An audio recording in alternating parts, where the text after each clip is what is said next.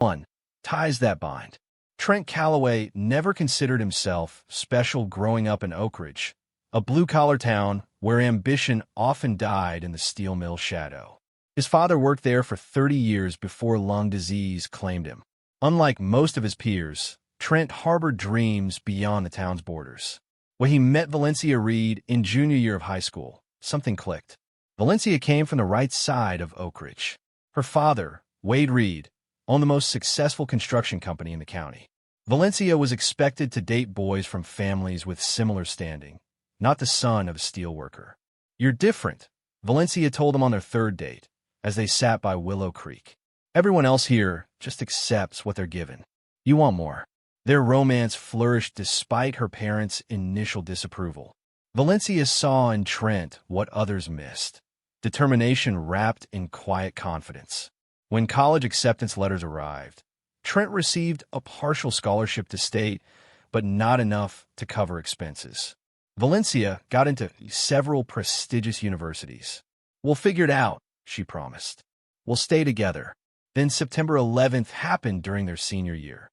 The world changed, and so did Trent's path. The military offered structure, purpose, and college funding. When he told Valencia about enlisting, her reaction surprised him.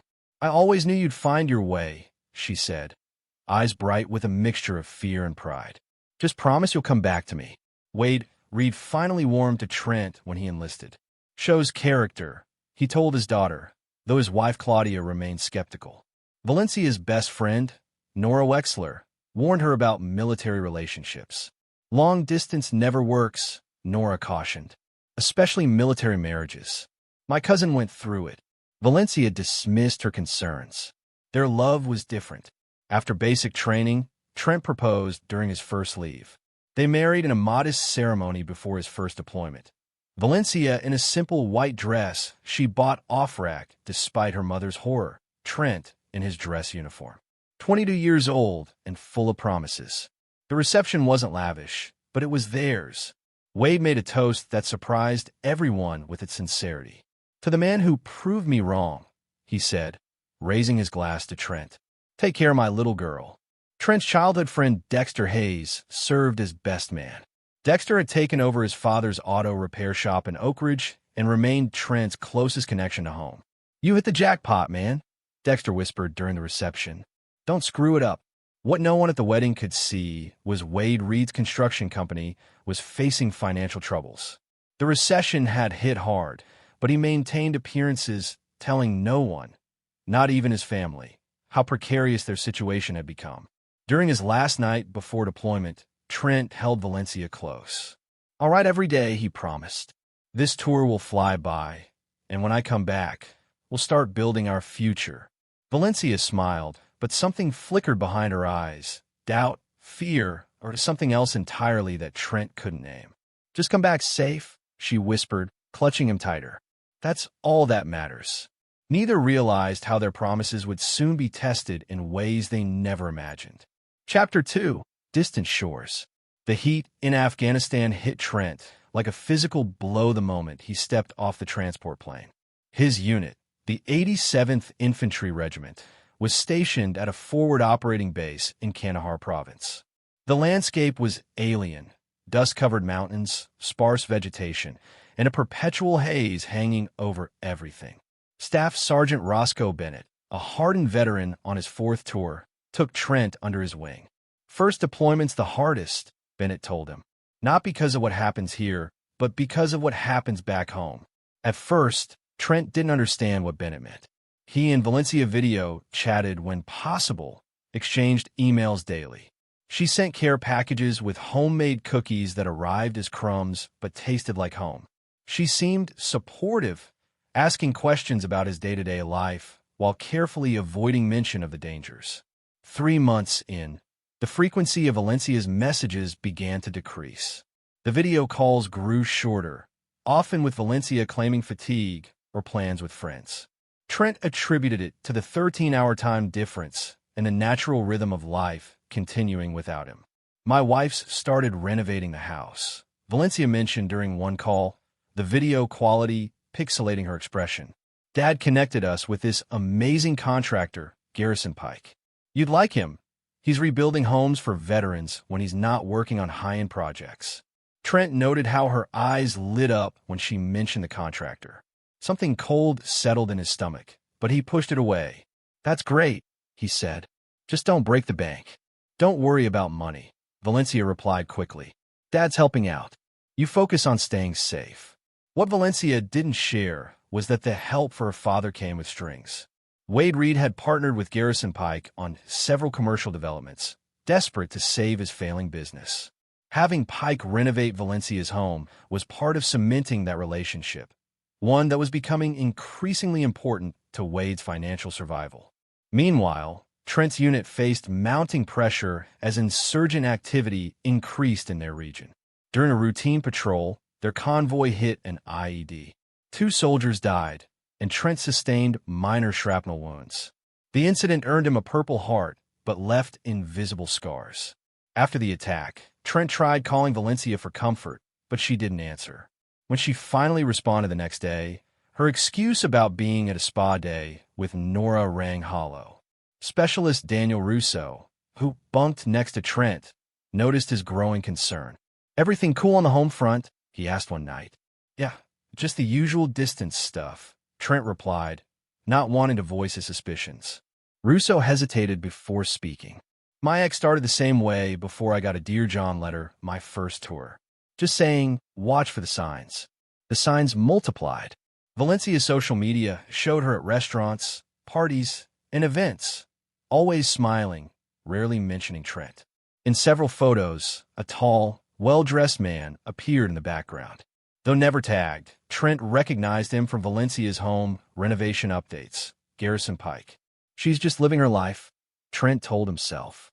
"I can't expect her to put everything on hold." Then came the operation in a small village near the Pakistani border. Intelligence suggested a high-value target was hiding there. What they found instead was an ambush that left Trent with a bullet through his shoulder and 3 more dead comrades. During his recovery at the base hospital, Trent received only one brief email from Valencia expressing generic concern. Meanwhile, Dexter sent him a cryptic message. "Call me when you can, brother. It's important." When Trent finally connected with Dexter via video call, his friend's face was grim. "I don't know how to tell you this," Dexter began, "but Valencia's been seen around town with that contractor.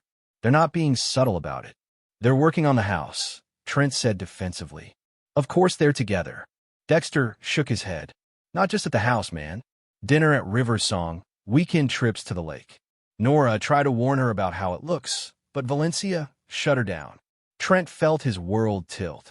Maybe it's business. Her dad's working with this guy. "That's part of it," Dexter admitted. "Wade's company is in trouble. Word is Pike's investment is keeping it afloat. But this thing with Valencia, it looks personal, Trent." After the call, Trent stared at the ceiling of the medical unit. His shoulder wound, nothing compared to the pain in his chest.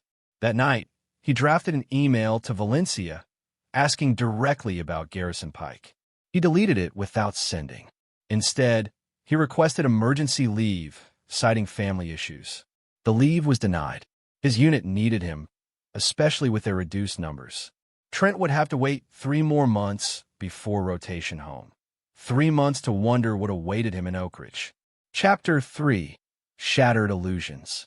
Trent's unit returned to Fort Drum in New York on a crisp autumn day. After processing through base, soldiers reunited with waiting families. Trent scanned the crowd, spotting families embracing, children running to fathers, wives clutching husbands, but no Valencia. He pulled out his phone, finding a text sent that morning. "Sorry, can't make it to New York. House emergency. See you at home. Love you." Dexter had offered to drive up, but Trent had declined, wanting Valencia to be there instead. Now he regretted that decision as he boarded the shuttle to the airport alone. Upon landing at Oak Ridge Regional Airport, Trent found Dexter waiting. "Thought you might need a ride after all," Dexter said, embracing him. During the drive to Trent's house, the modest 3-bedroom he'd purchased with his military signing bonus before deployment, Dexter was uncharacteristically quiet. "Just say whatever you need to say," Trent finally prompted. Dexter gripped the steering wheel tighter. "I'm not sure what's waiting for you at home, but be prepared. Things have changed. With Valencia, With everything. Her dad's business is barely hanging on. Pike's been the white knight, but rumors say the partnership isn't just business. When they turn on a Trent Street, he immediately noticed the changes. The once simple house now featured a new facade, landscaping, and a BMW parked in the driveway beside Valencia's Audi. "Wanted to come in?" Dexter asked as they pulled up. Trent shook his head. "I need to handle this myself." Inside, the house was unrecognizable. Open concept where walls once stood, high-end finishes, designer furniture, a showcase rather than a home. Valencia emerged from the kitchen, looking startled. Her hair was different, her clothes more expensive, but it was the diamond bracelet on her wrist that caught Trent's attention, one he'd never seen before. "Trent, you didn't tell me exactly when you'd be here," she said, moving to embrace him awkwardly. "House emergency?" he asked, stepping back. Looks like the emergency was making it into a showroom. Valencia flushed. The renovations ran over. Garrison was just fixing. "Garrison," Trent interrupted. First-name basis with the contractor? Before Valencia could respond, a tall man with perfectly styled hair and a tailored shirt emerged from the back of the house. "Sorry to interrupt," he said smoothly. "I was just checking the guest bathroom installation." Trent's jaw tightened. "You must be Pike." "Garrison, please," the man said, extending his hand with practiced charm. "Valencia's told me so much about you. Thank you for your service." The rehearsed gratitude felt hollow. Trent ignored the outstretched hand. "What are you doing in my house when I wasn't expected home?" An uncomfortable silence fell before Valencia intervened. "Garrison, maybe you should go. Trent and I need to catch up." After Pike left, Trent confronted Valencia. "What's really going on here? And don't insult me with lies." Valencia's composure cracked. "What do you want me to say? That I've been lonely? That while you've been gone, I've had to remake my life? Dad's business is failing, Mom's drinking again, and I've been here alone trying to hold things together." "And Pike's been helping you hold things together?" Trent asked quietly. "He understands what I'm going through. He's been here, while I've been dodging bullets and watching friends die," Trent finished. "I'm sorry that was inconvenient for you." Valencia's expression hardened. "You chose to leave. You chose the military over college, over me." "I chose to serve my country and build a future for us," Trent countered. "A future?" Valencia laughed bitterly. "Look at Garrison. He built his business from nothing. He employs dozens of people. He's helping save Dad's company. What's your plan? More deployments?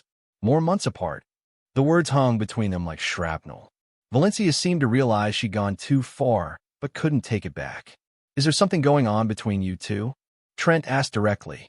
Valencia looked away. "I don't know what you want me to say. The truth will be a start." After a painful silence, Valencia met his eyes. "I care about him. It wasn't planned, but while you were gone, I realized I deserve someone who'll be here. Someone successful, with ambition beyond a military career." The admission hit Trent like a physical blow. "Someone successful," he repeated. "Right." That night, Trent slept in the guest room. The next morning, he found an envelope on the kitchen counter.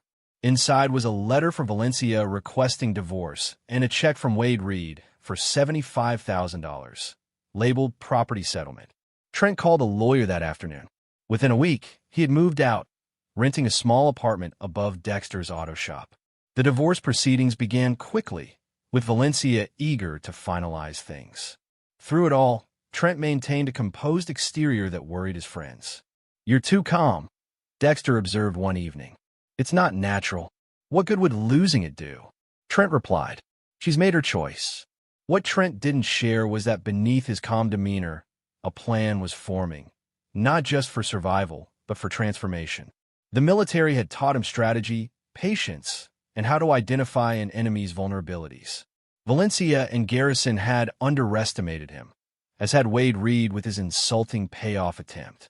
They thought Trent Calloway was a stepping stone on their path to success. They would soon discover he was actually a landmine, waiting for the right pressure to detonate. Chapter 4: Foundations of Vengeance. The divorce was finalized in record time, with Valencia eager to move forward with her new life. Trent signed the papers without contesting anything, a decision that puzzled both his lawyer and Dexter. She's taking you to the cleaners, his attorney, Leona Bradshaw, warned. We could fight for more. I don't want anything from her, Trent replied. Clean break. Leona, a sharp-witted divorce attorney who specialized in military cases, studied him with concern. This isn't like most soldiers I represent. Usually, there's anger, resentment. Who says I'm not resentful? Trent asked with a smile that didn't reach his eyes. What no one understood was that Trent's apparent passivity was calculated. While Valencia celebrated her freedom with Garrison Pike at Oak Ridge's upscale venues, Trent was conducting reconnaissance. The military had taught him that information was power, and he gathered intelligence on his targets. Wade Reed's financial troubles were deeper than rumored. Through conversations with construction workers at Dexter's shop, Trent learned that Reed Construction had leveraged everything on a major development project, Westridge Plaza, with Pike as the primary investor and architectural lead. Old man Reed's betting it all, said Hector Vasquez, a foreman who frequented the auto shop. If Westridge succeeds, the company's saved. If not, he's finished. Trent also discovered Garrison Pike's reputation wasn't as sterling as his image suggested. Former employees complained about unreceived paychecks and questionable business practices. Pike Designs projected luxury and success, but insiders whispered about corners cut and regulations skirted. Meanwhile, Trent took stock of his own resources. The military had given him discipline, leadership skills, and strategic thinking. His combat experience had taught him to remain calm under pressure and identify weaknesses in any situation. He had his modest savings, the $75,000 settlement he hadn't touched, and his VA benefits. Most importantly, he had time. Valencia and Pike thought he was broken, a jilted husband licking his wounds. Their underestimation was his greatest advantage. 3 months after the divorce, Trent enrolled in business courses at the community college using his GI Bill benefits. His focus, supply chain management and entrepreneurship. His professors noted his intensity and practical approach to every assignment. You're not like our typical students, observed Professor Dominique Torres after Trent presented a business case study. You're already thinking 10 steps ahead. While taking classes, Trent maintained his job at Dexter's shop, learning the business side of operations. He saved aggressively, living in the apartment above the garage and spending little on himself. Trent's military connections proved valuable when he reached out to Staff Sergeant Bennett, now stationed at Fort Bragg. Remember how the guys always complain about our boots? Trent asked during their call. How they fell apart in the field. Standard issue garbage, Bennett confirmed. Why? I'm thinking about solving that problem, Trent replied. Would you connect me with some of your current unit? I need feedback. Bennett, pleased to hear from his former soldier, readily agreed. Most of these guys would talk for hours about what's wrong with their gear. Through these conversations, Trent identified a clear gap in the market. Tactical footwear that actually met the needs of operators in the field. Military contractors supplied subpar products at premium prices, while civilian options weren't designed for combat conditions. 6 months into his planning, Trent took a calculated risk. He approached Leona Bradshaw with a business proposal, legal guidance for a startup in exchange for future equity. I need someone who understands contracts and isn't afraid of going up against established players, he explained. Your reputation as a shark in divorce court suggests you're exactly what I need. Leona was intrigued. What's the business?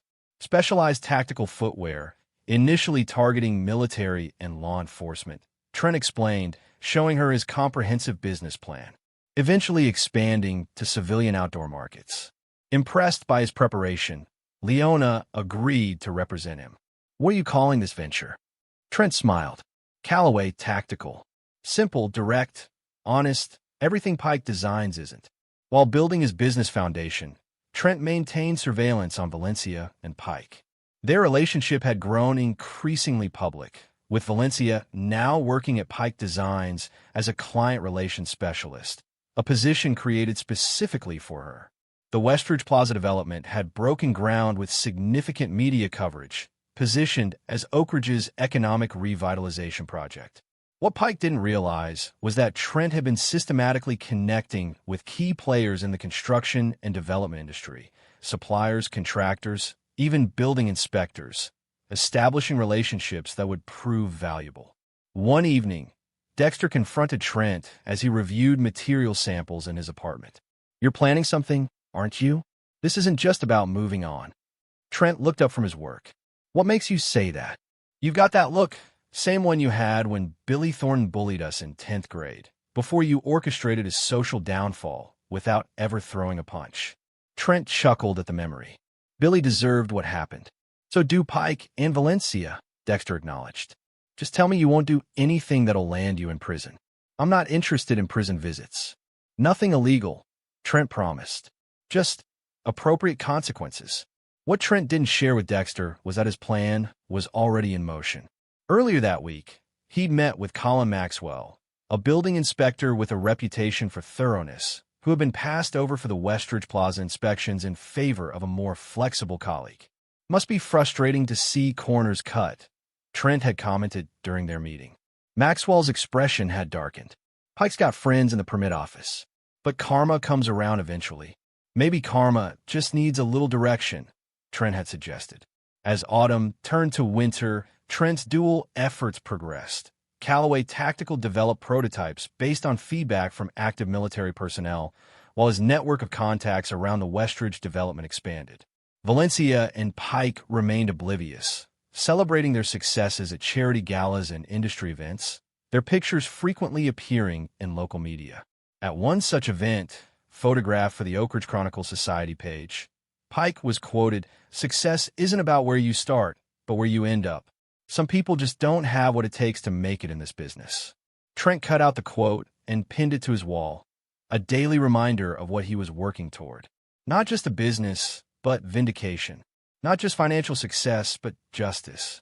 As the foundations for both his company and his revenge solidified, Trent received unexpected news. His old unit was being deployed again, and some of his former comrades had requested his newly developed boot prototypes for field testing. "This could fast-track our development," Leona noted when he told her. Trent nodded. "And give us credibility no one can question." The pieces were falling into place.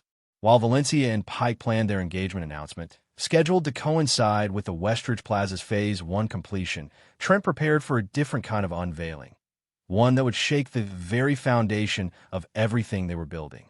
Chapter 5. The Unraveling. The Westridge Plaza development had become Oak Ridge's crown jewel, at least on paper.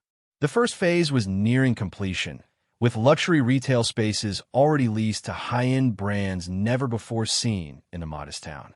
Local newspapers praised Garrison Pike as a visionary bringing prosperity to Oak Ridge, with Wade Reed riding his coattails back to financial solvency. Valencia had become the project's unofficial spokesperson, her transformation from military wife to sophisticated businesswoman complete in the public eye. Behind the scenes, however, tensions were mounting. Construction delays had pushed the budget beyond initial projections. Pike had pressured contractors to cut corners to maintain the timeline, creating a web of compromises known to few outside the project. What Pike didn't realize was that Trent had positioned himself at the center of an information network. Through Dexter's connections with construction workers, Trent learned about substituted materials and skipped inspections. Through Leona's legal contacts, he discovered the precarious financing arrangements Pike had established, leveraging future phases to fund current construction. "Pike's building a house of cards," Leona observed during one of their strategy sessions for Callaway Tactical. "One strong wind." Trent nodded. "And I'm about to become a hurricane." His opportunity arrived 6 months into the Westridge development when the project's safety officer, Winston Baxter, stopped by Dexter's shop with brake problems. "Stress is killing me," Winston confided while waiting for repairs. "Pike's pushing us to finish the main pavilion for some big announcement event, but there are issues with the structural supports." "Serious issues?" Trent asked casually. "Serious enough that I've documented everything and sent registered letters to cover my ass," Winston replied. "I'm not going down when this comes to light." That evening, Trent made 2 calls. The first was to Colin Maxwell, the building inspector who'd been sidelined from the Westridge project. The second was to Simone Torres, an ambitious reporter for the Oak Ridge Chronicle who'd been relegated to human interest stories despite her investigative background. I might have something that would interest you, Trent told Simone. A story about Oak Ridge's biggest development and questions no one's asking. Meanwhile, Callaway Tactical had progressed from prototype to limited production. The boots Trent had sent with his former unit had performed exceptionally in Afghanistan, generating buzz within military circles. Using his settlement money and a small business loan guaranteed by the VA, Trent had secured manufacturing capacity with a factory in Maine that specialized in military-grade footwear. What no one in Oak Ridge knew was that Trent had leveraged his growing industry connections to approach the same high-end outdoor retailers Pike was courting for Westridge Plaza. His pitch: authentic performance footwear designed by veterans, not fashion items masquerading as tactical gear. 2 weeks before the grand Phase 1 opening of Westridge Plaza, Trent's plans converged. The Oak Ridge Chronicle published Simone Torres's explosive investigation. Questions of safety. Westridge development shortcuts exposed. The article detailed substituted materials, skipped inspections, and structural concerns backed by Winston Baxter's documentation and Colin Maxwell's professional assessment. The same day, the Department of Building Safety announced an emergency inspection of all Westridge Plaza structures before any occupancy permits would be issued. Construction halted immediately. Pike was blindsided. At an emergency meeting with Wade, Reed, and other investors, he projected confidence. This is a minor setback. Some disgruntled ex-employee making noise. We'll handle it. Valencia, now sporting an ostentatious engagement ring, publicly defended Pike in a press conference. These allegations are baseless attacks on Oak Ridge's economic future. Garrison Pike's reputation for excellence speaks for itself. What they couldn't know was that Trent had already met with a major retailer signed for Westridge Plaza, presenting evidence of the structural concerns and offering them space in a competing development, one actually built to code, in neighboring Clayton County. 3 retailers pulled out of their Westridge contracts within days, citing safety concerns. The project's financing began to wobble as banks questioned the development's viability. Pike scrambled to contain the damage, pushing his political connections to expedite new inspections and offering concessions to keep retailers committed. But the bad news continued when whistleblowers from Pike's previous projects came forward with similar stories of cut corners and safety violations. Valencia found herself in an impossible position. Her father's company was completely leveraged on Westridge's success. Her fiancé was facing mounting allegations. Her carefully constructed new life was showing cracks. Late one night, she appeared at Dexter's shop after hours, finding Trent working on financial projections for Callaway Tactical. "You're behind this, aren't you?" she demanded, eyes red from crying. Trent looked up calmly. "Behind what? Don't play innocent. The inspections, the article, the retailers pulling out. It's all too coordinated." "Sounds like karma to me," Trent replied. "Or maybe just the consequences of cutting corners." Valencia's composure cracked. "You don't understand what you're doing. My father will lose everything. We'll lose everything. Like I lost everything when you decided I wasn't successful enough?" Trent countered. "When you threw away our marriage while I was serving overseas. This is your revenge? Destroying a project that would help the whole town." Trent stood, facing her directly. "I didn't substitute inferior materials. I didn't bribe inspectors. I didn't put people's safety at risk for profit. That was your successful fiancé." Valencia faltered. "Garrison says it's standard industry practice. Everyone does it, and that makes it right." Trent shook his head. "The Valencia I married had higher standards." She noticed the Callaway Tactical prototypes and marketing materials on his desk. "What is all this?" "My future," Trent replied simply. "The one you didn't think I was capable of building." Valencia left without another word, but her visit confirmed what Trent suspected. The pressure was working. The facade was cracking. The following week, the situation deteriorated further. Emergency inspections revealed significant structural issues requiring extensive remediation. The project completion date was pushed back indefinitely. Investors began demanding answers and threatening to pull funding. Pike's response was to double down, holding another press conference where he accused competitors and disgruntled elements of orchestrating a smear campaign. Though he didn't name Trent directly, the implication was clear. What Pike couldn't have anticipated was that Trent had obtained copies of the original building plans through his network, showing the approved materials and methods, compared with documentation of what was actually used. This evidence was anonymously delivered to the district attorney's office with a detailed accounting of the potential public safety implications. The DA announced an investigation into possible criminal negligence and fraud related to the Westridge development. Pike's political connections suddenly became liabilities as officials distanced themselves from the controversy. Meanwhile, Valencia discovered financial irregularities in Pike's personal accounts, transfers from business funds to cover mounting personal expenses and lavish purchases. When confronted, Pike's charm vanished. "Mind your own business," he snapped. "I'm trying to save this project and your father's company. Show some gratitude." Their relationship, built on mutual ambition and superficial attraction, began to fray under real pressure. Valencia started to see Pike not as the successful visionary she'd thought, but as someone who took shortcuts and assigned blame rather than accepting responsibility. Everything Trent wasn't. The final blow came when 3 of the major banks financing Westridge Plaza called their loans due to material breach of development agreements. Pike lacked the liquidity to cover the demands, and Wade Reed's company wasn't in position to help. At the height of the crisis, Trent launched Callaway Tactical with a media campaign featuring testimonials from active military personnel. The company's motto, "Built with integrity, tested in combat," was a not-so-subtle contrast to Pike's faltering reputation. Within days of launch, Callaway secured a limited contract with a Special Forces unit, a credential that immediately established the company's legitimacy. Orders began flowing in from military personnel and law enforcement agencies who had heard about the boots through the veteran community.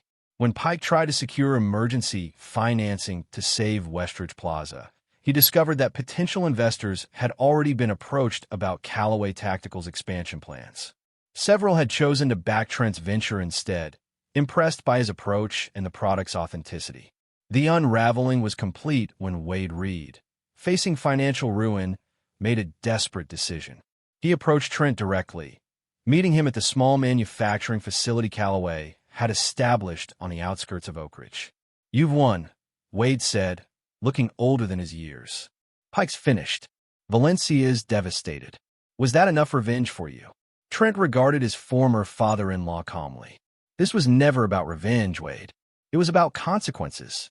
Pike built his success on shortcuts and lies. That kind of foundation always collapses eventually. "And what about my company? The workers who depend on those jobs?" Trent had anticipated this conversation. "I have a proposal. Reed Construction has a solid reputation outside of the Westridge disaster. Callaway Tactical needs to expand manufacturing. We could form a partnership, your construction experience, my growing brand." Wade was stunned. "Why would you help me after everything?" "Because unlike Pike, I don't destroy things for personal gain," Trent replied. "But my offer comes with conditions. Complete transparency. No shortcuts. And you cut all ties with Pike." Faced with no alternatives, Wade agreed. The partnership would save his company while helping Callaway Tactical expand. The news spread quickly through Oakridge. Trent Callaway, the discarded husband, was now the town's unlikely economic savior. For Valencia, the revelations were devastating. Her fiancé was under investigation. Her father had partnered with her ex-husband. Her carefully constructed new life had imploded spectacularly. And through it all, Trent had never once engaged in direct confrontation or questionable tactics. He had simply exposed the truth and offered better alternatives. The revenge she had accused him of was really a mirror, reflecting the consequences of her own choices back at her. Chapter 6: Phoenix Rising. In the aftermath of the Westridge Plaza collapse, Oakridge experienced a period of economic uncertainty. The promised revitalization had evaporated, leaving half-finished structures and unemployed construction workers in its wake. Garrison Pike faced multiple investigations, criminal charges for negligence and fraud, civil lawsuit from investors and contractors, and professional censure from architectural associations. His response was characteristic. He fled town overnight, taking what liquid assets remained and leaving Valencia to face the consequences alone. The engagement ring, which Valencia discovered was purchased with company funds, became evidence in the fraud investigation. While Pike avoided immediate consequences through expensive attorneys and jurisdictional complications, his reputation was destroyed. Former business associates distanced themselves, and his previous projects came under scrutiny for similar violations. Valencia, abandoned and humiliated, retreated from public view. Her position at Pike Designs disappeared with the company's bankruptcy. Her social circle, built around her relationship with Pike and their shared success, evaporated when both proved illusory. Contrary to expectations, Trent took no public pleasure in their downfall. When asked about the situation by local media interested in the drama, he offered only a measured response. Business should be built on integrity and actual value, not appearances. Callaway Tactical focuses on creating products that perform when lives depend on them. The partnership between Callaway Tactical and Reed Construction proved surprisingly effective. Wade's experience in development and construction complemented Trent's strategic vision and product knowledge. Together, they converted an abandoned factory on Oak Ridge's north side into Callaway's expanded manufacturing facility, employing many workers left jobless by the Westridge failure. 6 months after the Westridge collapse, Callaway Tactical had grown from a startup to a recognized name in specialized footwear. Their military contracts expanded, and law enforcement agencies across the country began adopting their boots as standard issue. The company's commitment to quality and its foundation in actual field experience resonated with professionals who understood the importance of reliable equipment. Trent's leadership style contrasted sharply with Pike's flashy approach.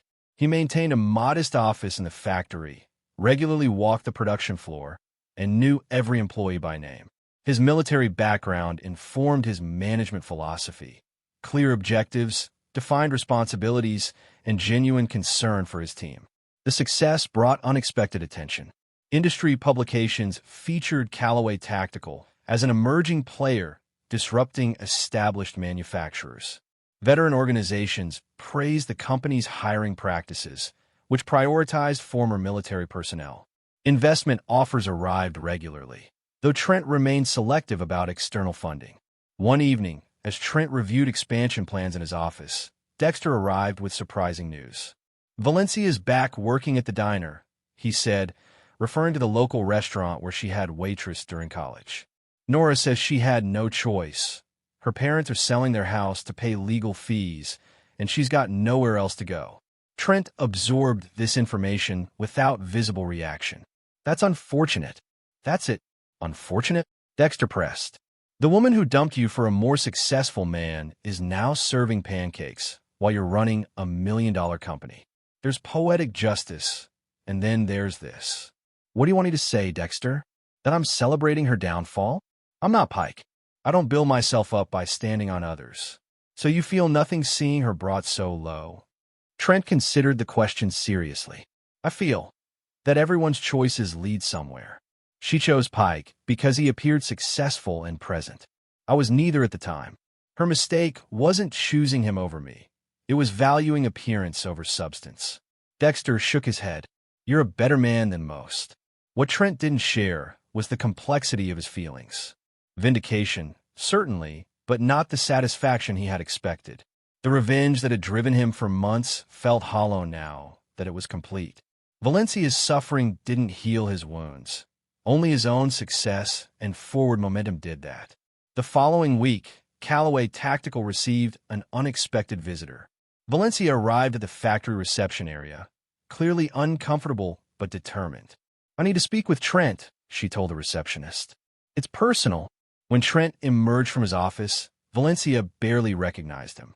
Gone was the military crew cut, replaced by a more relaxed style. His posture remained disciplined, but he carried himself with the confidence of someone who knew exactly who he was and where he was going. "Valencia," he acknowledged. "Let's talk in my office." Once the door closed, Valencia spoke rapidly. "I know you orchestrated everything.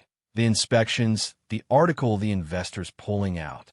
You systematically destroyed Garrison and took my father's company in the process. Trent leaned against his desk. Is that what you came to say? I came to ask why, she replied, voice breaking. Was humiliating me so completely necessary? Was ruining my life worth it?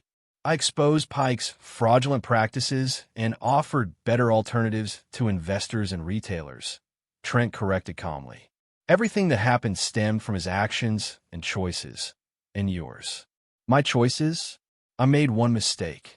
You chose a man who built his success on lies and shortcuts, Trent interrupted. You chose appearance over substance, Valencia. That wasn't a mistake. It was a revelation of character. The words landed like physical blows. Valencia's carefully constructed indignation crumbled. So this was your revenge? Showing me how wrong I was. This wasn't about revenge, Trent replied. It was about building something real while Pike built illusions. The fact that his illusions couldn't withstand scrutiny isn't my fault. And what about us? Did what we had mean anything to you? Trent's expression softened slightly. It meant everything to me. That's why your letter hurt so deeply. I deserve someone successful. Those words stayed with me through every day of building this company. Valencia flinched at hearing her own words quoted back. I was wrong, she admitted quietly. About so many things. Yes, you were. Trent agreed without malice. But your mistake wasn't leaving me. It was measuring success by the wrong metrics. After a pause, Valencia asked, what happens now? With us? Nothing. That chapter is closed, Trent replied. But if you're asking about your future, that's entirely up to you. Easy for you to say from your position, she said bitterly. I've lost everything. No, you've lost the illusion of everything, Trent corrected. Just like I did when I came home to find you with Pike. The difference is what we built afterward. Their conversation was interrupted by Leona Bradshaw arriving for a scheduled meeting. Seeing Valencia, she raised an eyebrow, but remained professional. Should I come back later? She asked Trent. No, we're finished, he replied, turning to Valencia. Good luck, Valencia. I mean that sincerely. As Valencia left, she passed the wall of Callaway Tactical's core values, prominently displayed in the reception area. Integrity, resilience, innovation, purpose. Words that once would have seemed quaint to her now felt like an indictment of all she had valued and lost. That evening, Trent met with Wade Reed at the factory to discuss expansion plans. Despite their complicated history, they had developed a functional professional relationship. Valencia came to see you today, Wade noted. It wasn't a question. She did, Trent confirmed. She's struggling, Wade said, the concern of a father evident in his voice. Claudia and I are doing what we can, but the legal bills. Trent nodded. I heard you're selling the house. No choice. Pike left us holding most of the bag, Wade admitted. The partnership with you saved the business, but our personal finances are another matter. After their meeting concluded, Trent made a decision that surprised even himself. Through an anonymous arrangement facilitated by Leona, he purchased the Reed family home at its full market value, allowing the bank to place it in a rental program that permitted the Reeds to remain as tenants at a reduced rate. When Dexter discovered this arrangement, he was baffled. After everything they put you through, why help them? Trent struggled to articulate his reasoning. Because revenge wasn't the point. Building something better was. And because carrying hate is heavier than carrying compassion. As Callaway Tactical continued its ascent, Trent maintained his focus on expansion and innovation. The company opened a research facility dedicated to developing new materials and designs. They launched a civilian line that quickly gained traction in outdoor and workwear markets.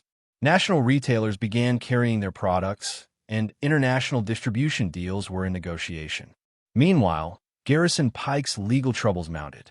Unable to secure high-profile contracts after his reputation collapsed, he attempted to launch a new venture in Florida under a different company name. The scheme unraveled when previous clients recognized him and alerted authorities to his presence. Valencia, gradually rebuilding her life, enrolled in community college courses while continuing to work at the diner.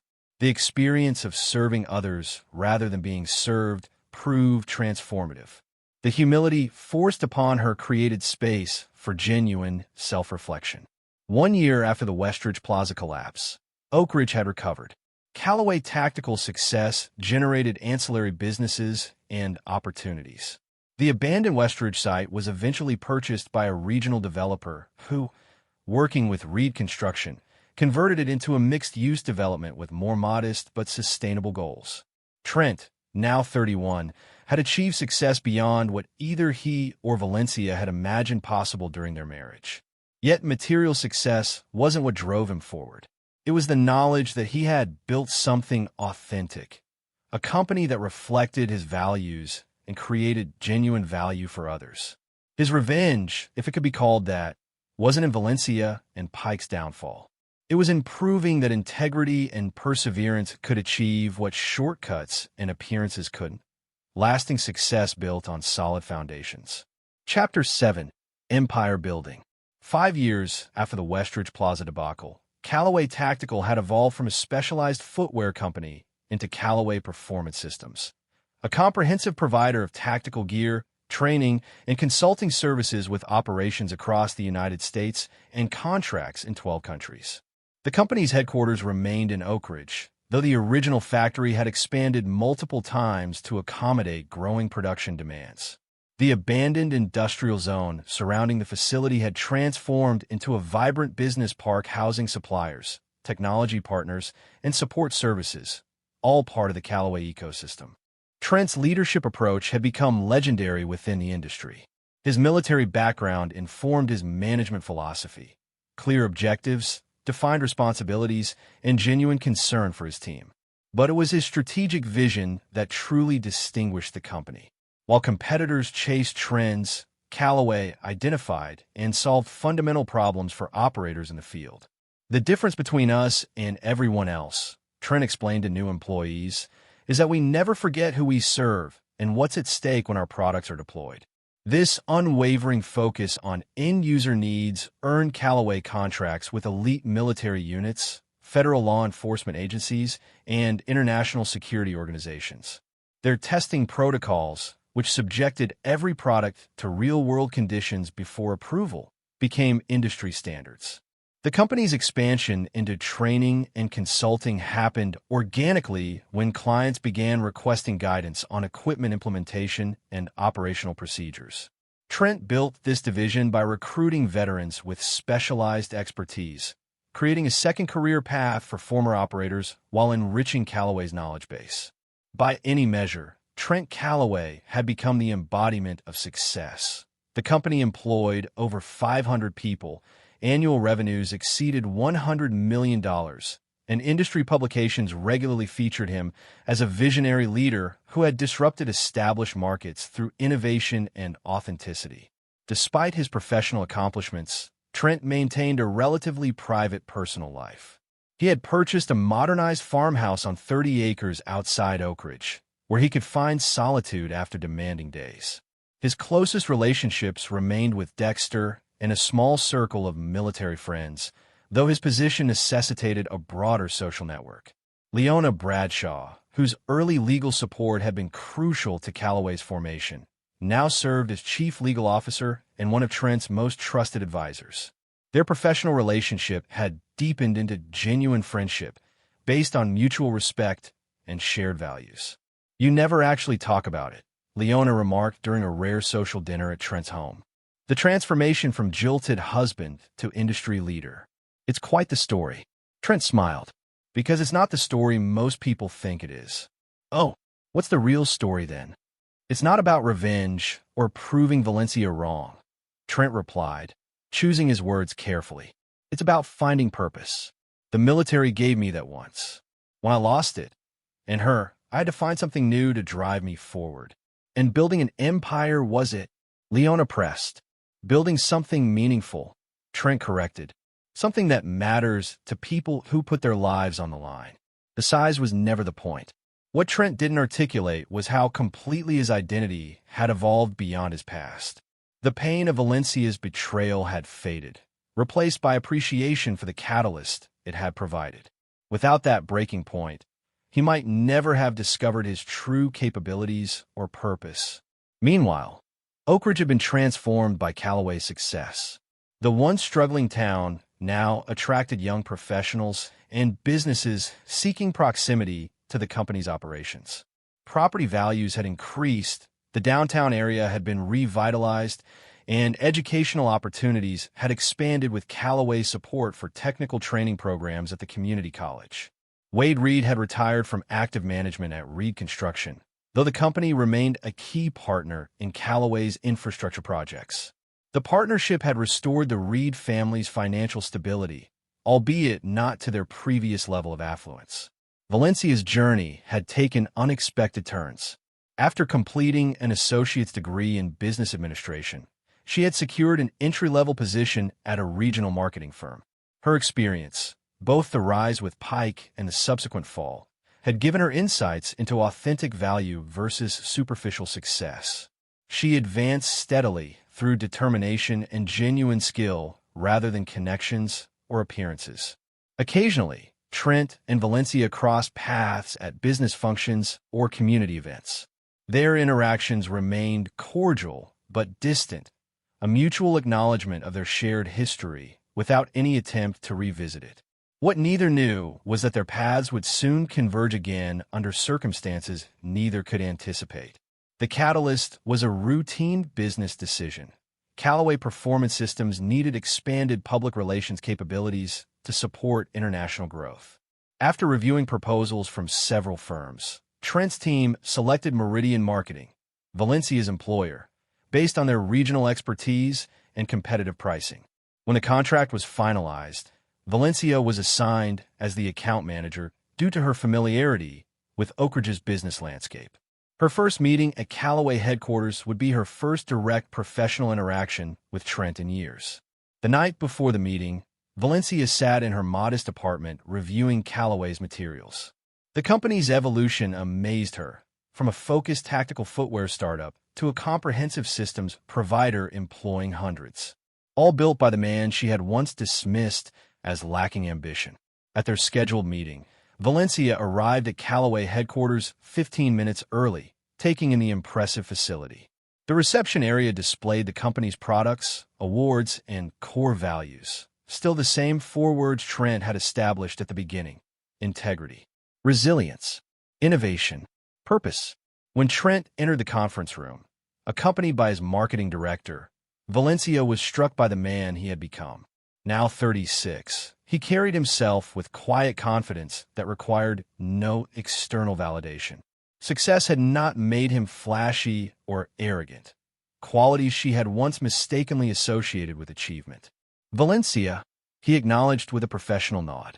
Good to see Meridian sent their best. The meeting proceeded with focused efficiency.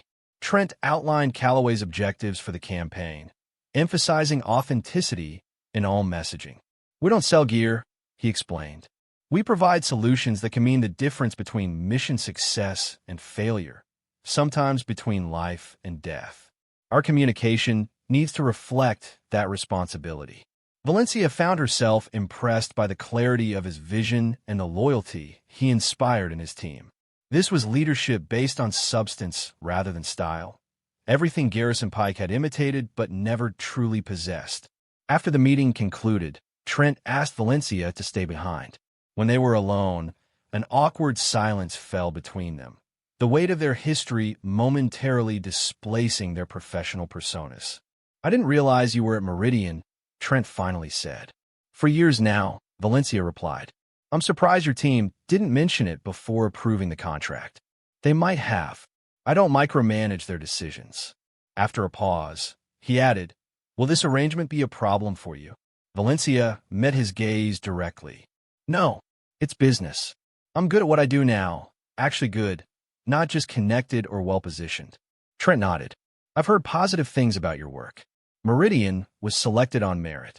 Thank you, she replied, genuinely appreciative of the acknowledgement. What about for you?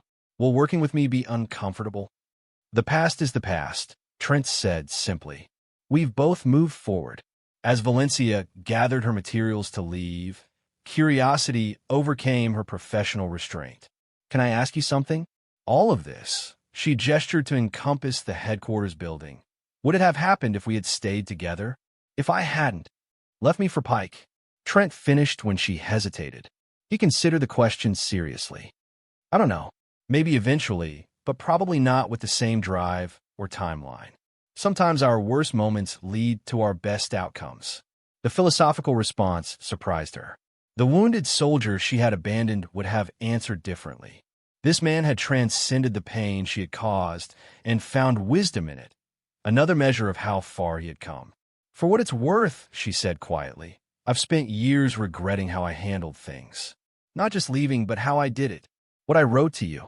Trent's expression remained unreadable. We all have regrets, Valencia. The question is what we build from them. After she left, Trent stood at his office window overlooking the Callaway campus.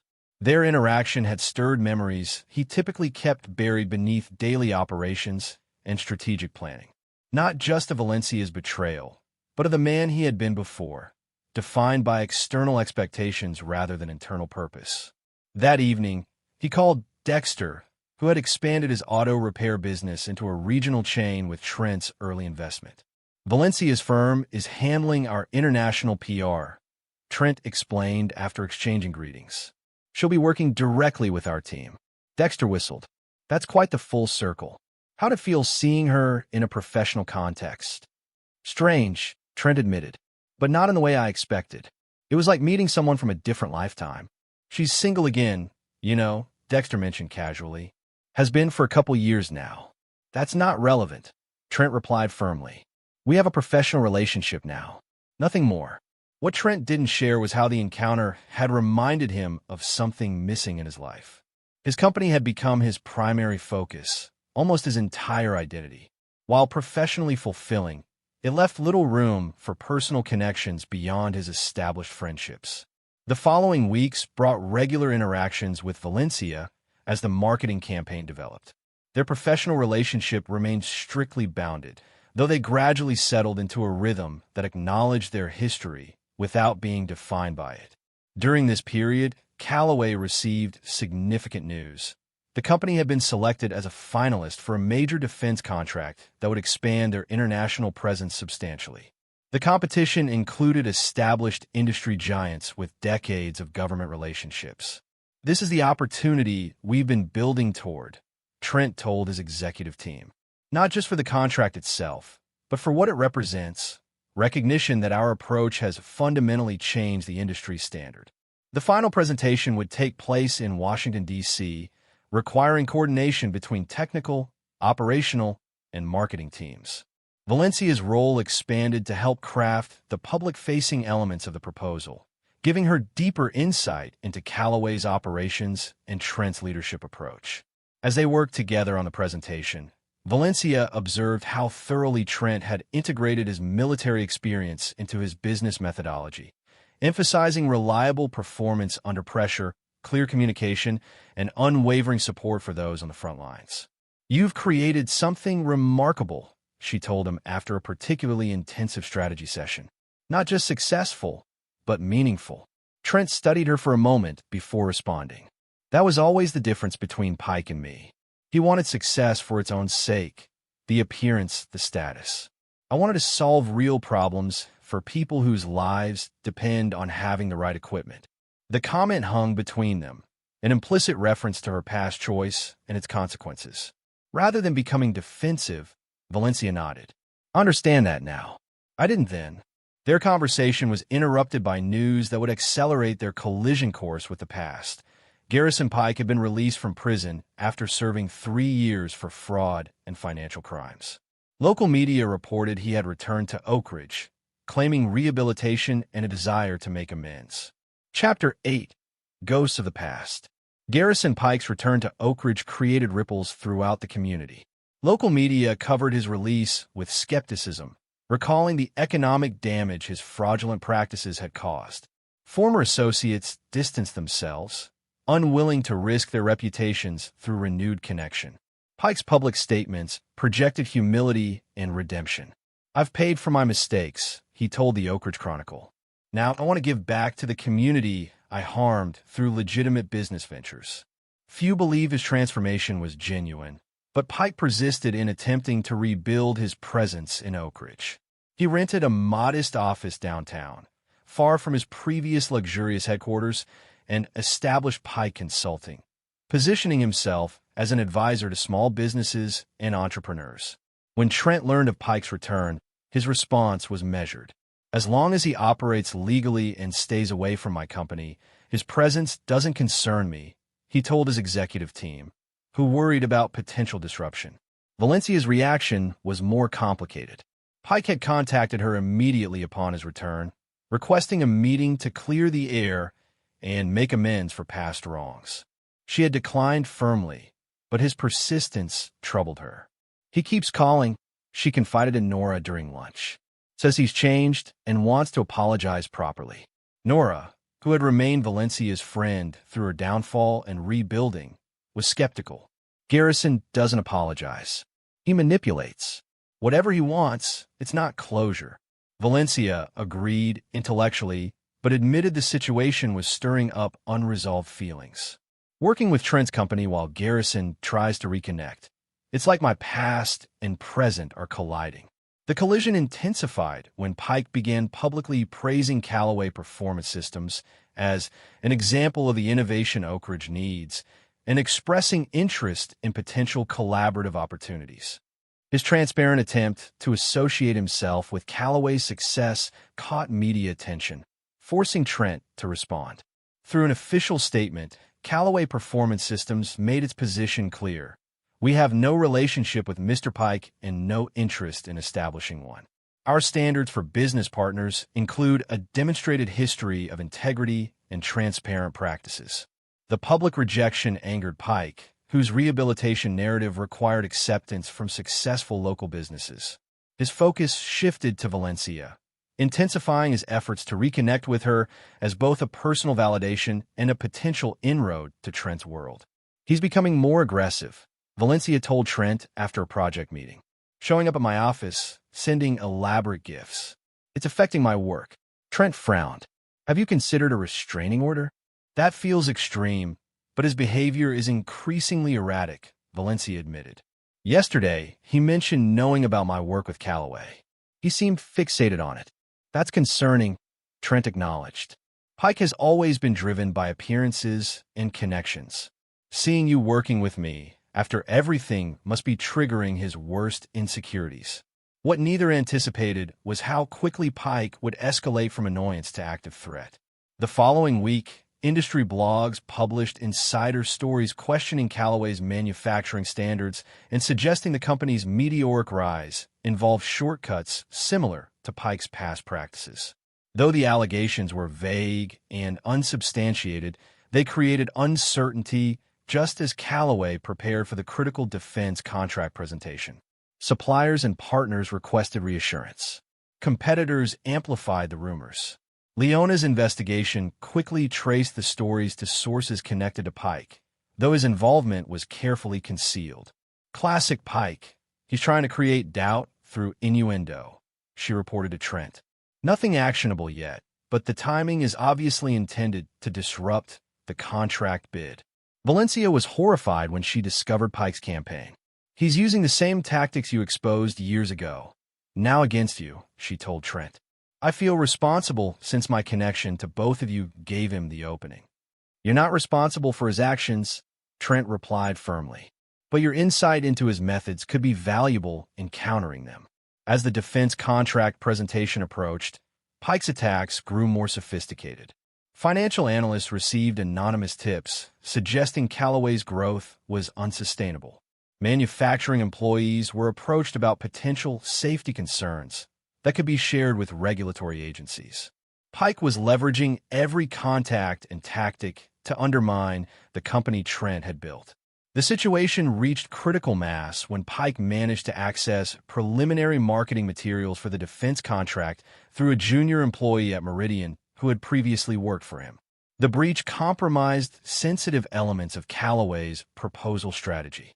Valencia discovered the leak and immediately reported it to both her superiors at Meridian and to Trent. "Pike manipulated my colleague using their past relationship," she explained. "He's been planning this for weeks." The crisis required immediate response. Trent convened an emergency meeting with his executive team and legal counsel. We have two challenges, he outlined. First, securing our proposal and adapting to the breach.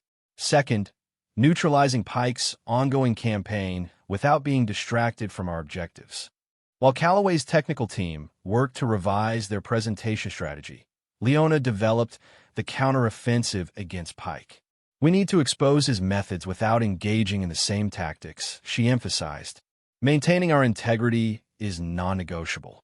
Valencia, though not part of Callaway's team, offered crucial assistance. I know how Pike operates, his contacts, his pressure points, his methods. Let me help.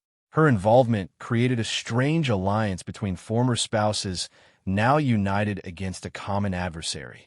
Working closely together revealed to Valencia how thoroughly Trent had transformed from the soldier she had married into the leader before her. Strategic, composed under pressure, and unwavering in his principles. For Trent, Valencia's assistance provided unexpected clarity about his own journey. Her insights into Pike's psychology helped anticipate and counter his moves. But more importantly, her presence forced Trent to finally confront and release lingering resentments he hadn't fully acknowledged. Their strategy against Pike developed along two paths. Officially, Callaway Performance Systems issued a comprehensive response to the rumors, inviting industry analysts and journalists to tour their facilities and review their quality control processes. The transparency neutralized much of Pike's innuendo campaign. Unofficially, Valencia leveraged her knowledge of Pike's past to identify his current vulnerabilities. His rehabilitation narrative depended on maintaining the appearance of legitimate business practices.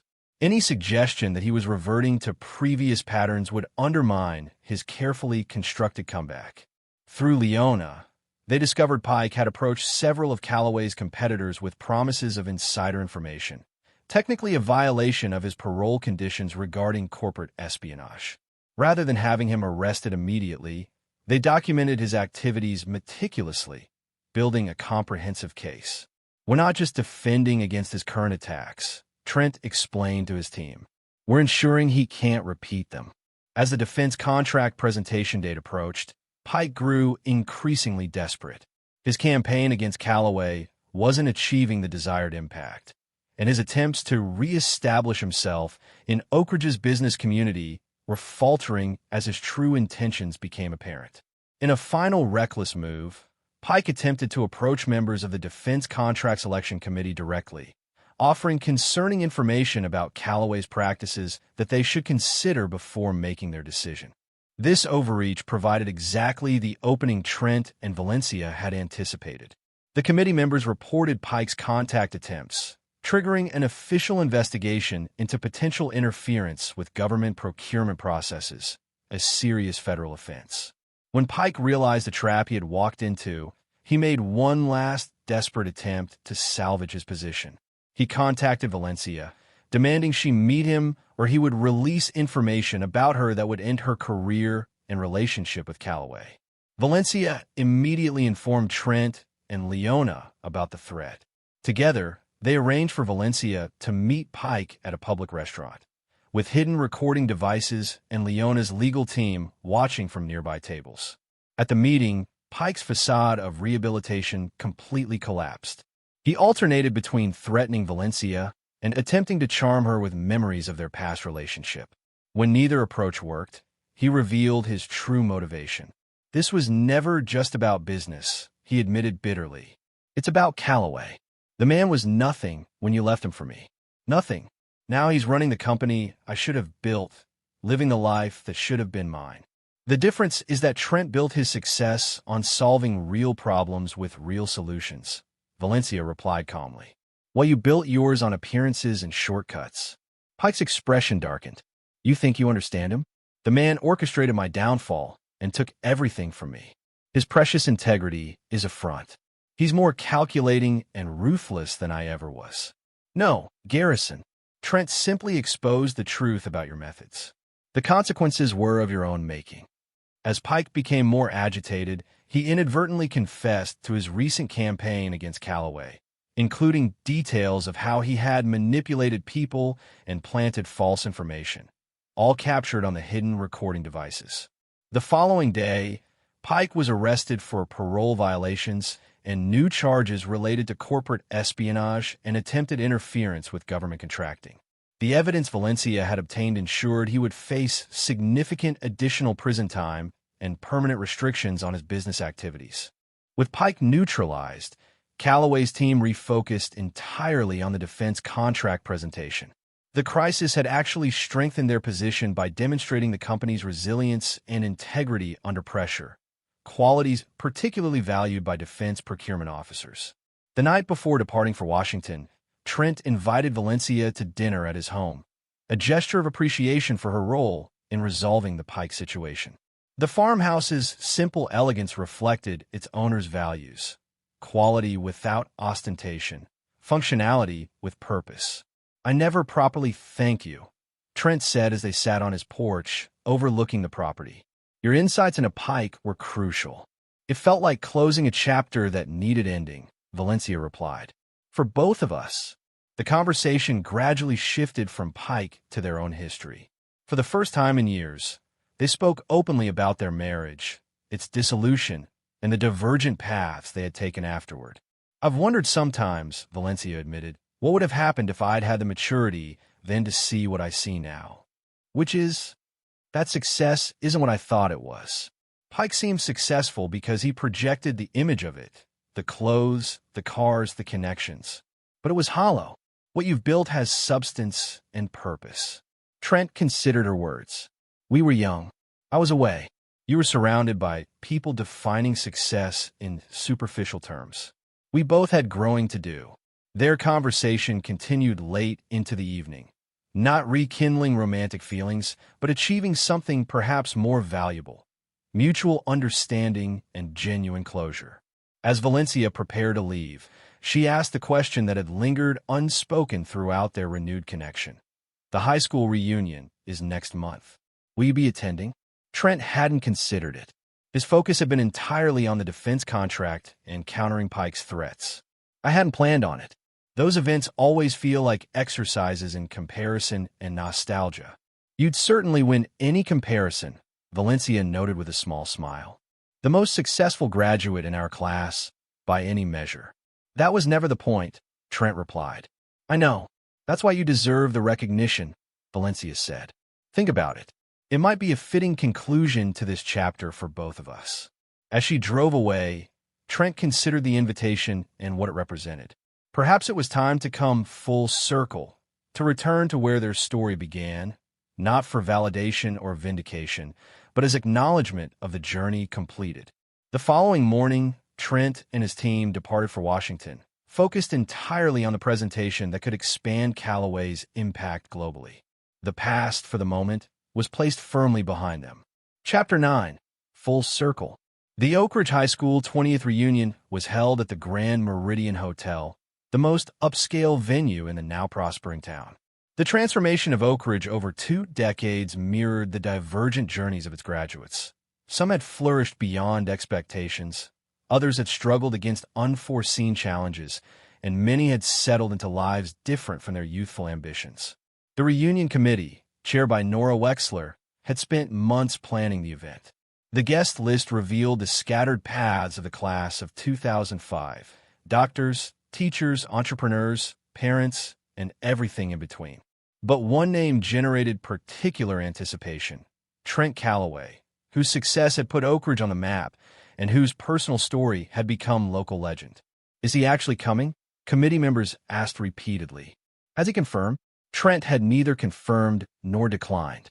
The defense contract presentation in Washington had been successful, with the final decision expected within weeks. Upon returning to Oak Ridge, he had immersed himself in operational matters, the reunion invitation set aside amid more pressing concerns. 3 days before the event, Dexter raised the subject during their monthly dinner. "So, are you going to show these people who you've become, or what?" Trent shrugged. "What would be the point? The people who matter to me already know who I am." "Maybe it's not about proving anything," Dexter suggested. "Maybe it's about closing a circle." The phrase echoed Valencia's words from weeks earlier. Trent considered how much had changed since their high school days. since his return from deployment to find his marriage shattered, since the painful rebuilding that followed, since the recent confrontation with Pike that had finally exorcised old ghosts. "I'll think about it," he told Dexter, though he remained uncertain. The morning of the reunion, Trent received the news he had been waiting for. Callaway Performance Systems had won the defense contract, securing the company's international expansion and validating its approach against entrenched competitors. The team celebrated the achievement, though Trent remained characteristically focused on implementation rather than accolades. That evening, as the reunion began at the Grand Meridian, speculation about Trent's attendance grew among former classmates. His absence would be conspicuous, his presence momentous. Valencia arrived early to help Nora with final arrangements. She had debated attending, knowing her history with Trent and Pike would be a subject of inevitable gossip. But she had earned her place in Oak Ridge through years of rebuilding her life and reputation. She belonged at the reunion as much as anyone. "Have you heard if Trent is coming?" Nora asked as they arranged name tags. "I suggested he should, but he seemed reluctant," Valencia replied. "It might be for the best. Our history would overshadow everything else." The ballroom gradually filled with former classmates reconnecting, comparing life paths, and revisiting shared memories. Many had followed Trent's success from afar, reading about Callaway Performance Systems in business publications or seeing the company's products used by law enforcement and military personnel. As the evening progressed, Valencia found herself engaged in conversations about her marketing career, carefully navigating questions about her past relationships. She had built a respectable professional identity separate from both her failed marriage and her disastrous relationship with Pike. The woman who had once valued status above substance had evolved into someone who understood the difference between them. Shortly after the formal dinner began, a stir swept through the ballroom.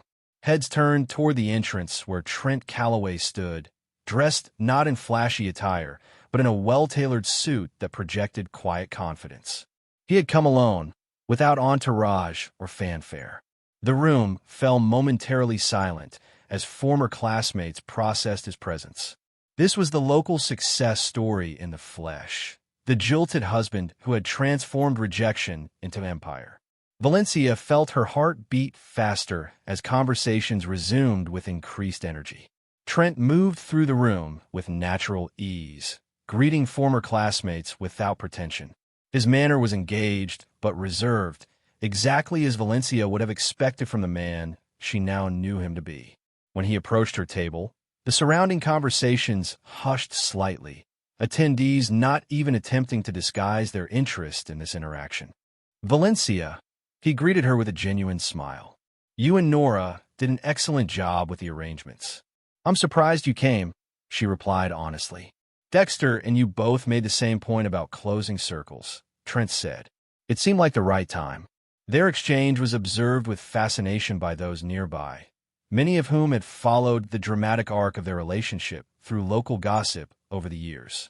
What they witnessed was neither awkward tension nor romantic reconciliation, but something more nuanced, mutual respect between two people who had traveled difficult roads to become their authentic selves. As the reunion continued, Trent was approached by former teachers, classmates, and even Valencia's parents, who attended as chaperones. Wade Reed's interaction with his former son-in-law was particularly noted, cordial and respectful, reflective of their current business relationship rather than their complicated past. The reunion committee had planned a series of light-hearted awards for attendees. Most children traveled farthest, most career changes. When they announced most successful, the room erupted in applause before Trent's name was even called. He accepted the recognition with grace, but redirected attention to the collective achievements of their class. "Success isn't measured by company size or revenue," he noted in brief remarks. "It's found in building something meaningful, whether that's a business, a family, a community contribution, or simply becoming who you were meant to be." The words resonated deeply with Valencia, who understood their personal significance. The Trent addressing their classmates had integrated his past experiences, including his pain, into wisdom that defined his present without controlling it. Later in the evening, As attendees mingled and reminisced, the hotel manager approached Trent with urgent concern. "Mr. Calloway, there's a security situation at the entrance. Your bodyguards are causing quite a stir." Trent appeared confused. "I don't have bodyguards." The situation clarified when they reached the lobby. A black SUV had pulled up to the hotel entrance, and two professionally dressed security personnel stood scanning the area with the unmistakable alertness of professional protection specialists. Before Trent could inquire, the rear door opened, and an elegant woman emerged, Leona Bradshaw, accompanied by Calloway's executive team. "Sorry for the dramatic entrance," Leona apologized as she approached. "But we couldn't wait until morning to deliver the news." "The contract?" Trent asked, immediately focused. "Not just that," Leona replied, her usual professional demeanor giving way to genuine excitement. "The Secretary of Defense personally called.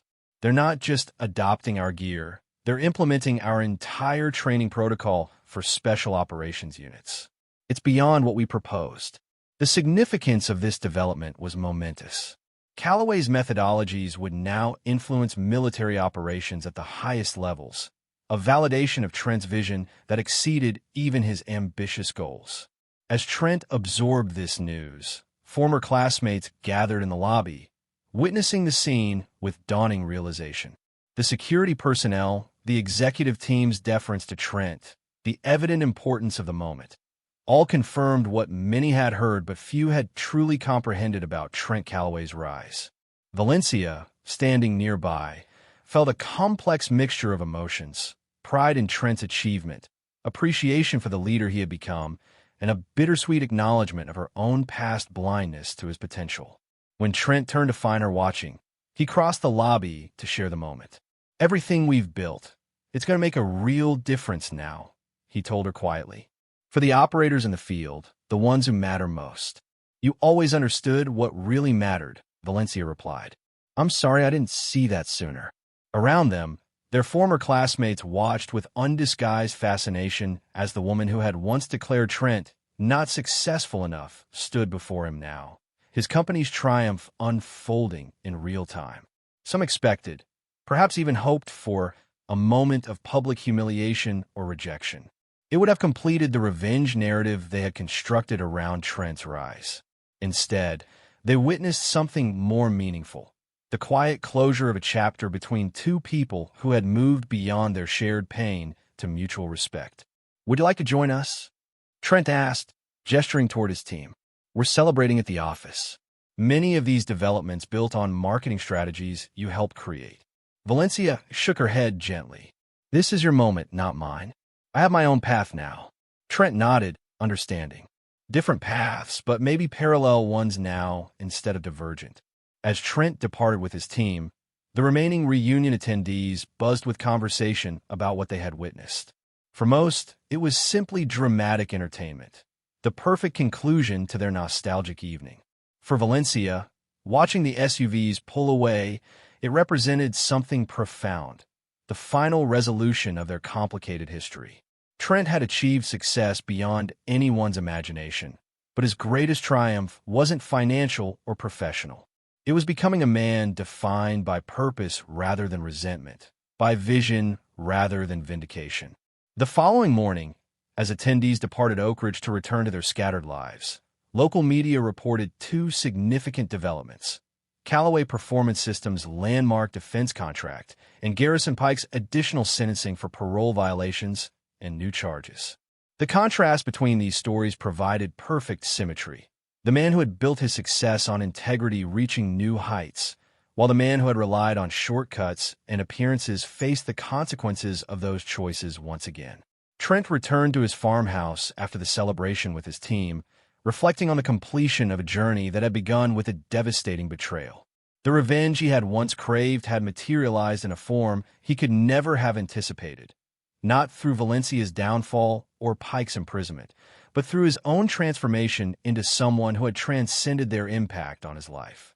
The military had taught him that true victory wasn't about destroying enemies, but about achieving objectives that mattered. His objective had evolved from personal vindication to creating something of lasting value. a company that protected those who protected others. As for Valencia, the reunion marked her own form of closure.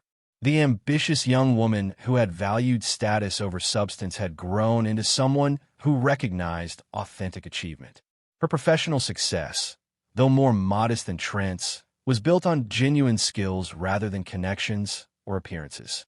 In the weeks following the reunion, as Callaway Performance Systems began implementing the defense contract, Trent received an unexpected message from Valencia.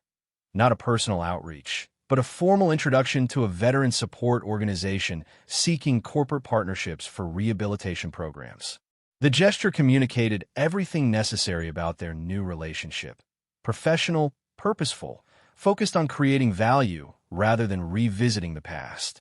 Trent approved the partnership immediately, recognizing its alignment with Callaway's core values. Their paths would continue to intersect in Oak Ridge's business community, their shared history informing but no longer defining their interactions. Both had learned the same fundamental lesson through different experiences.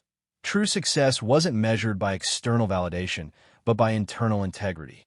The transformation of a heartbroken soldier into an industry leader hadn't occurred because of revenge, but because of resilience. The company he built stood as testament not to Valencia's poor judgment, but to his own discovered purpose. And in that discovery lay the most complete form of vindication, becoming someone whose success was so authentic and meaningful that comparison to the past became irrelevant. Trent Callaway had not just survived betrayal. He had alchemized it into something precious and enduring. The revenge fantasy of rejecting Valencia at a high school reunion had been replaced by something far more significant: the creation of a life so purposeful that rejection or acceptance from others, even her, no longer defined his worth. That was the true victory, the genuine triumph, the most complete circle of all. And there you have it. Another story comes to an end. What did you think? I'd love to hear your thoughts in the comments below. If you enjoy this story, consider joining our community by subscribing. It means the world to us. For more stories like this one, check out the recommended videos on screen. And I'll see you there.